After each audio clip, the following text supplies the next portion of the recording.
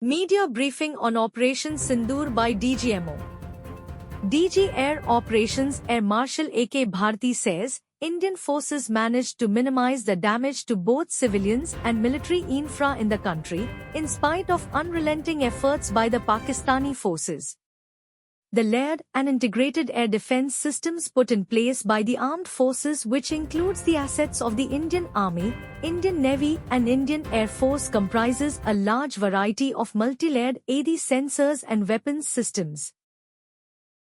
Focal Alpha News. Real news for real world. This brings me to the point: how have Indian forces managed to minimize the damage to both civilian and military infra in the country, in spite of the unrelenting efforts by the Pakistani forces?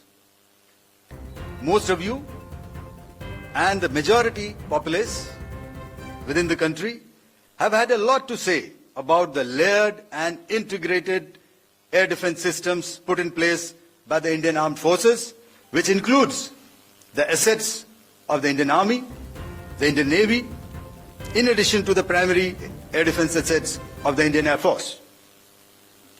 As you all are well aware, this robust AD system comprises of a large variety of multi-layered AD sensors and weapon systems, from point defense weapons like the low-level air defense guns, shoulder-fired manpads, and short-range surface-to-air missiles or SAMs, to area defense weapons like the air defense fighters and longer-range surface-to-air missiles within our inventory.